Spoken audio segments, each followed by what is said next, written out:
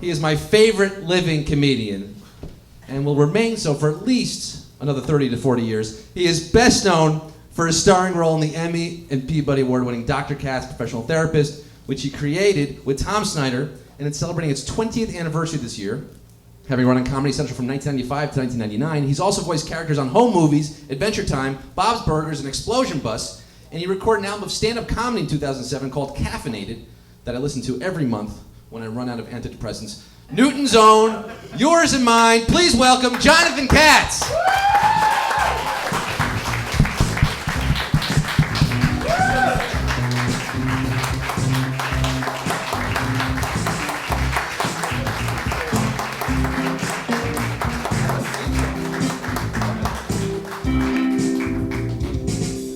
Jonathan.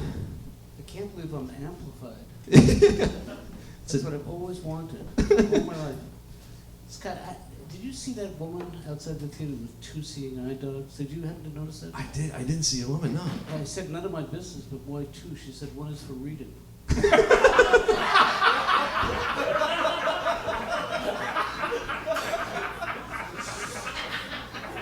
That's what I wanted to hear, Jonathan. Right out of the gate. Such a thrill to have you here to share the stage with you.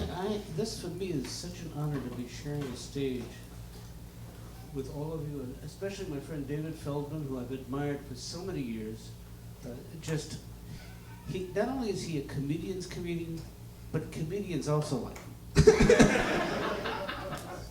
That doesn't make. But I know you guys have been talking about pornography more than makes me comfortable. But Unintentionally. But I think the one thing that's important for all of us to agree on is that the lowest form of life on this planet are child pornographers.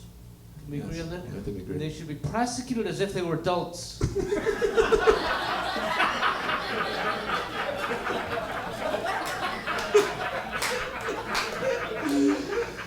Oh, God.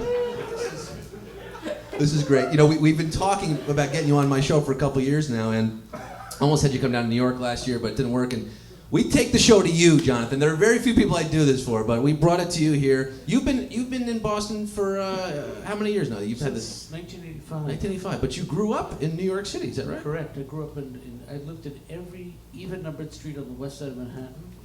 I lived in Brooklyn. I lived in Queens. There's no comedy there. No comedy in Queens. I went to Bayside High, as did Andy Kindler. Oh, yeah. And I only had one friend at Bayside High. His name was Alfonso Grimes, and he didn't like me that much. We just waited for the bus together. This is a friend by default? Yeah. But no, high school was a difficult time for me. My mom died. She died very young. Cue David to laugh on that. Boy, I usually get an applause break. Now, my mom died. She smoked 3 packs of Camels every day for 30 years. Died in November. Smoked for another 3 months. That is a nasty habit. Please don't smoke. Is your father still with us?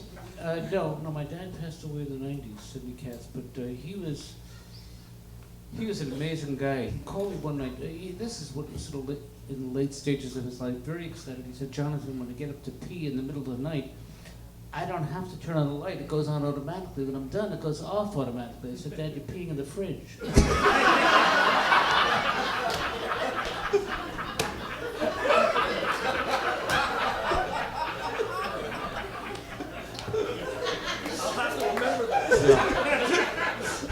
But he was an amazing guy, my dad, Sidney Katz. He was, both of my parents were communists, and they left me everything. But it was really hard when he started losing his hearing. He wouldn't admit it. It was sad. When he would read, he would go, "What?"